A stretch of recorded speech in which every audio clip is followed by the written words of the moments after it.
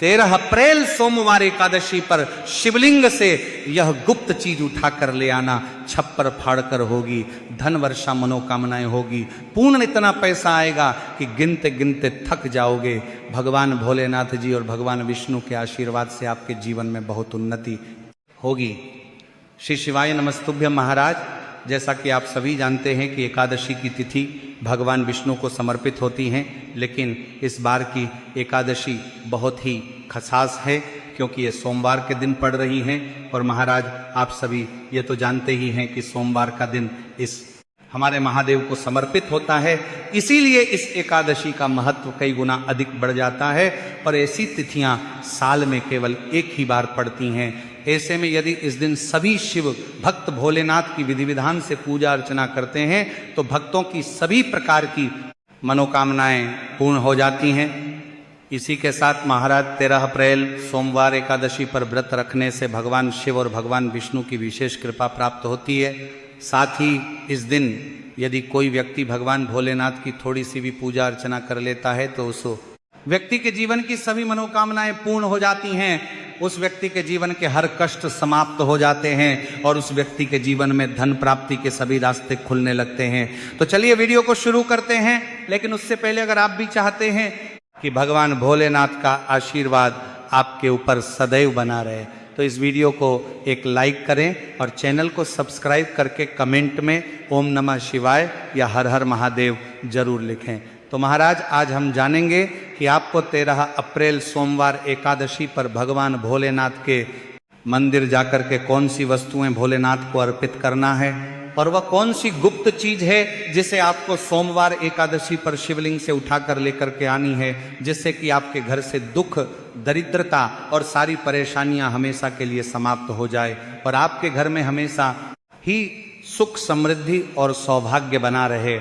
महाराज आप सभी ये तो जानते ही हैं कि देवों के देव महादेव यदि किसी व्यक्ति पर अपनी कृपा कर देते हैं तो साक्षात्कार काल भी उसका कुछ नहीं बिगाड़ पाता है। इसीलिए भक्तों आज की इस वीडियो में हम आपको बताएंगे कि कैसे आप भोलेनाथ को प्रसन्न कर सकते हैं और आपको भोलेनाथ का आशीर्वाद प्राप्त हो सकता है और किस प्रकार से आपको इस दिन भोलेनाथ की पूजा अर्चना करनी है और साथ ही वह कौन सी गुप्त चीज है जिसे आपको इस दिन शिवलिंग से चुपचाप लेकर के आज जाना है, ताकि आपके घर पर अन्न और धन का भंडार कभी भी कम ना हो।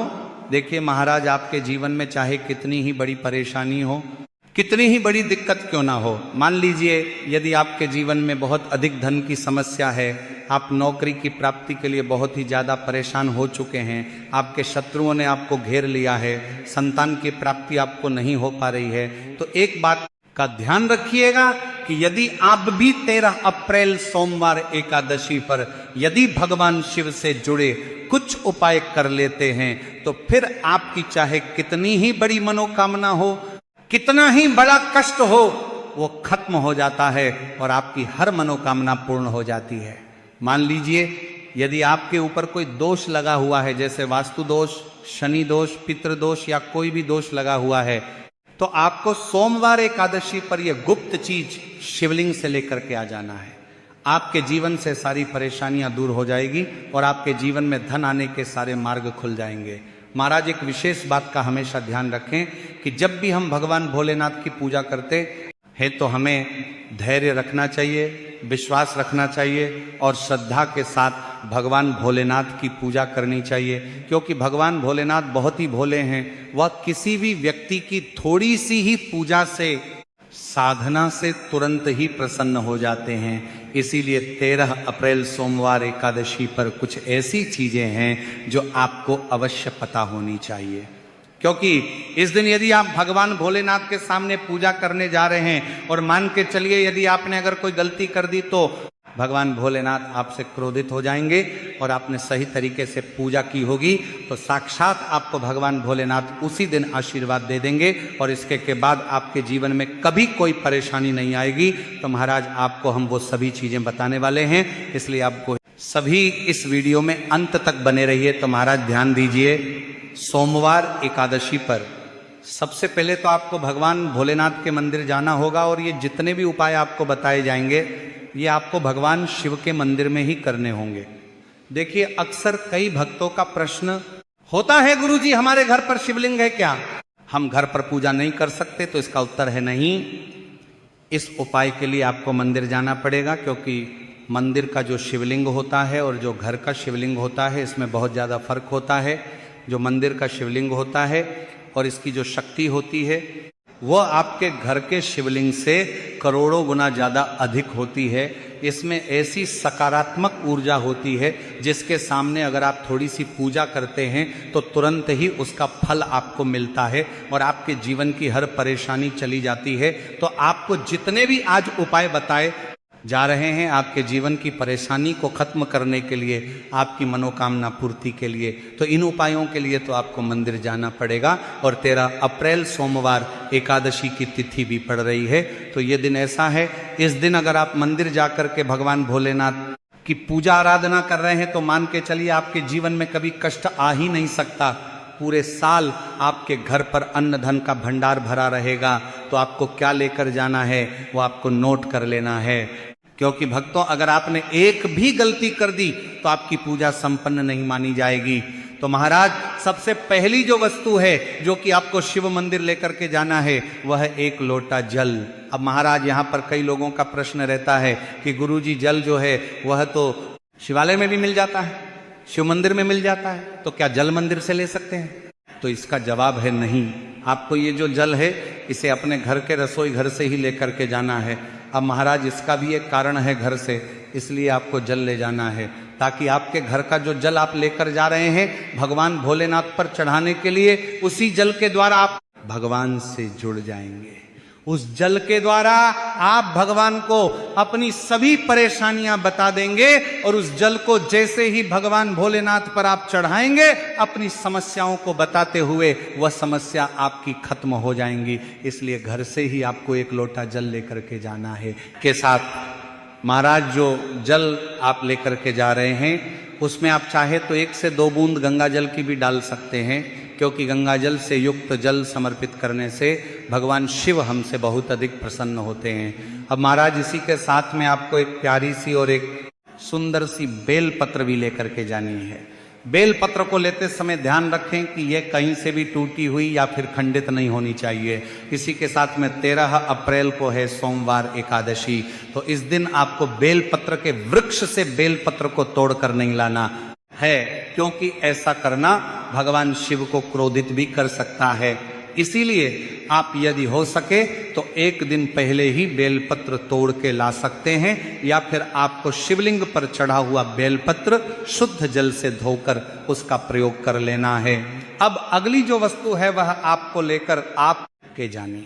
सफेद पुष्प महाराज केतकी को छोड़कर सफेद पुष्प भगवान भोलेनाथ को चढ़ाए जाते हैं, इसीलिए सफेद पुष्प सोमवार एकादशी पर आपको भगवान भोलेनाथ के लिए लेकर के जाना है, ताकि भगवान भोलेनाथ का आशीर्वाद आपको मिल जाए, जिसके बाद आपके जीवन के हर मार परेशानी खत्म हो जाएगी। इसके बाद आपको भगवान शिव के मंदिर में सफेद या पीला चंदन भी लेकर के जाना है। और ध्यान रखें महाराज कि भगवान भोलेनाथ को अगर आप दूध अर्पित करने जा रहे हैं तो एकदम कच्चा दूध होना चाहिए, गर्म किया हुआ दूध नहीं होना चाहिए, कच्चा दूध होना चाहिए। पर अब महाराज आपको और क्या क्या ले जाना है?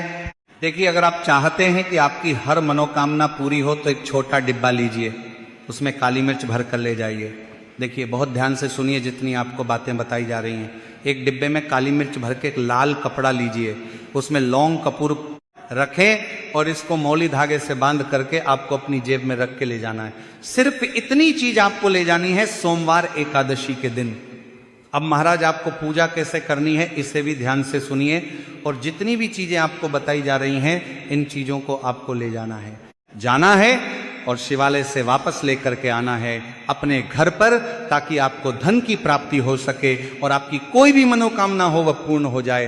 तो महाराज आप सबसे स्नान आदि करके 13 अप्रैल सोमवार एकादशी पर जाएंगे शिव जी के मंदिर में, तो सबसे पहले आपको इस बात का ध्यान रखना है, मंदिर जाने से पहले ही काले या नीले कपड़े धारण करके मंदिर ना जाए, वरना भगवान भोलेनाथ का आपको क्रोधित रूप देखना पड़ सकता है। अब सबसे पहले आपको भगवान शिव के शिवलिंग पर एक धारा से जल समर्पित करते जाना है और आपको मन ही मन श्री शिवाय नमस्तुभ्यम या ओम नमः शिवाय इस मंत्र का जाप करते रहना है। अब महाराज इसके बाद आपको भगवान शिव के शिवलिंग पर चंदन लगाना है। चंदन लगाने के बाद भगवान भोलेनाथ पर आपको बेलपत्र समर्पित करना है। फिर इसके बाद आपको भगवान भोलेनाथ पर सफ़ेद पुष्प अर्पित कर देना है। सिर्फ इतना आपको करना है। दूध अगर आप चढ़ाना चाहते हैं तो दूध भी आप चढ़ा सकते हैं। इतना बस आपको करना है। इतना करने के बाद आपको वहां पर खड़े होकर 108 बार, बहुत ध्यान से सुनिएगा, 108 बार आपको ओम नमः शिवाय का जाप करना है। या तो आप 108 बार जाप कर लीजिए या 51 बार कर लीजिए। अब आपको क्या करना है, एक डिब्बा जो काली मिर्च का आप ले गए थे, उस काली मिर्च के डिब्बे को आपको शिवलिंग पर जो जलहरी होती है, जहां से जल बह के नीचे गिरता है, इस जलहरी के वहां पर आपको जो काली मिर्च लेकर के गए थे, उस काली मिर्च को आपको स्पर्श करना है। कहां? शिवलिंग पर, जहां से जल नीचे गिरता है उस स्थान पर। और ये काली मिर्च आपको अपने पास वापस रख लेना है। अब जो आप लाल पोटली ले गए हैं बंद करके लौंग और कपूर की, इसको भी आपको स्पर्श कराना है शिवलिंग की जलहरी के वहां पर, और इसे भी आपको वापस रख लेना है। अब आपको क्या करना है, जिस लोटे में पानी ले गए थे या जिस लोटे में भी आप दूध ले गए थे, उसमें आपको क्या करना है। देखिए, आप सभी को पता है कि जब भी हम शिवलिंग पर जल अर्पित करते हैं तो वह शिवलिंग से होकर के जलधारी की ओर बह करके आता है और नीचे गिरता है। तो जहां से भी वो जल नीचे गिरता है वहां आपको अपना ये लोटा रखना है और इस लोटे में आपको कुछ जल वापस झेलना है। महाराज ध्यान रखिएगा, जो आप लोटे में जल भरकर ले गए हैं वो जल आपको वापस बचाना नहीं है, वो तो पूरा आपको भगवान भोलेनाथ को अर्पित कर देना है। अब महाराज आपका सवाल रहेगा कि कई लोग शिवलिंग पर जल चढ़ा रहे हैं, तो इस बात की चिंता ना करें, क्योंकि भगवान भोलेनाथ के शिवलिंग पर जब भी जल चढ़ाया जाता है तो वह अमृत बन जाता है। कहा जाता है कई देवी देवता शिवलिंग के पास अदृश्य रूप में खड़े होते हैं ताकि शिवलिंग से गिर रहा जल वह धारण कर सके। इतना पवित्र होता है शिवलिंग पर से गिरता हुआ जल। तो शिवलिंग से गिरते हुए जल को आपको अपने लोटे में ले लेना, सिर्फ थोड़ी सी बूंदे ले लेनी है। अब आपको क्या करना है, आपको घर वापस आना है। जो आपने लोटे में जल लिया है, इसको घर पर आते ही घर के लोग जो हैं आपके, उनके ऊपर थोड़ा थोड़ा जल छिड़क देना है। घर के हर कोने में जल छिड़क देना है, घर के मुख्य द्वार पर जल छिड़क देना है। तो सबसे पहला कार्य तो ये करना है। इतना कार्य करने के बाद आपके घर पूरे साल बुरी शक्तियां प्रवेश नहीं करती हैं।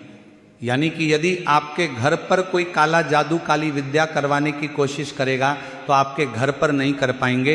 इससे आपके घर से नकारात्मक शक्तियां चली जाएंगी। अब महाराज, जो आप काली मिर्च को भगवान भोलेनाथ जी के शिवलिंग से छुआ कर लाए थे, इसको पूजा घर में रखें।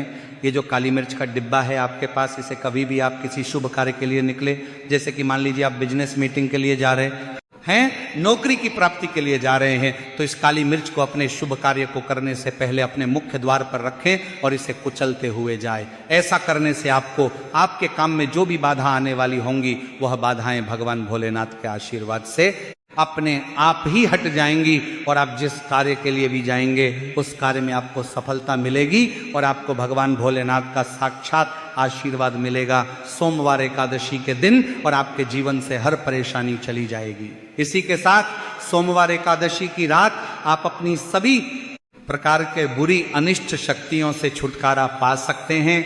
जो लोग भोलेनाथ जी की पूजा करना चाहते हैं वो इस दिन अपने घर पर पारद शिवलिंग रख लीजिए। तो सबसे पहले तो आपको अपने घर पर रखें, शिवलिंग का पूजन करना है। फिर गुड़ से युक्त जल हुआ पारद शिवलिंग का पूजन करना है। तो गुड़ से युक्त जल हुआ पारद शिवलिंग का पूजन करना है।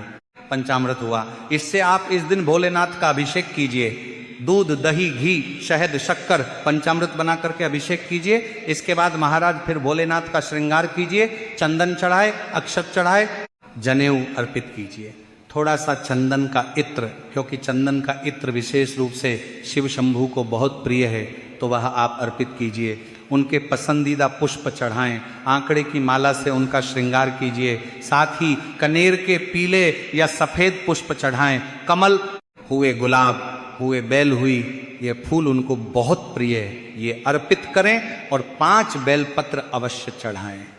आप इस दिन चाहे तो या जो आपके पास बेलपत्र है उसी पर आप श्री श्री लिख के या ओम नमः शिवाय या राम राम लिख के अर्पित कीजिए। जो चिकना भाग होता है वह शिवलिंग से स्पर्श रहेगा और इसे आपको सीधे शिवलिंग पर अर्पित करना है। इस प्रकार से आपको बेलपत्र अर्पित करना है। महाराज आप विशेषकर इस बात का ध्यान रखें कि कटे फटे बेलपत्र ना हो।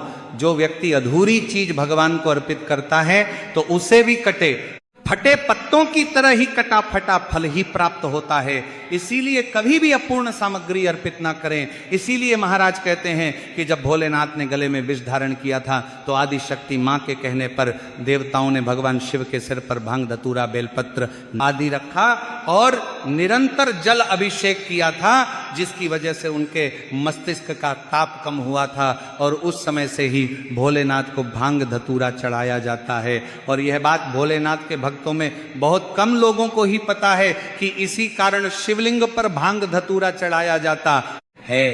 तो अगर आपके घर में शिवलिंग है तो आज के दिन आप चाहे तो शिव जी का त्रिशूल हुआ, डमरू हुआ, ये भी आप उनको अर्पित कर सकते हैं। शिव के डमरू की दमदम की ध्वनि मंगल गुरु से संबंधित होती है, क्योंकि चंद्रमा उनके मस्तक पर विराजमान होकर अपनी कीर्ति से अनंत आकाश में मंगल गुरु से संबंधित जटाधारी महामृत्युंजय को प्रसन्न करता है और बुद्ध आदि ग्रह इसमें संभव से सहायक होते हैं। तो भोले बाबा का डमरू आपका आज के दिन डमरू अर्पित करें, धारण भी कर सकते हैं। अभिमंत्रित करके आप अपने शरीर पर छोटा सा चांदी का डमरू धारण करें, लेकिन उससे पहले चाहते हैं कि भोलेनाथ का आशीर्वाद आप पर बना रहे। तो इस वीडियो को एक लाइक करें और चैनल को सब्सक्राइब कर लें और कमेंट बॉक्स में ओम नमः शिवाय जरूर लिखें। धन्यवाद।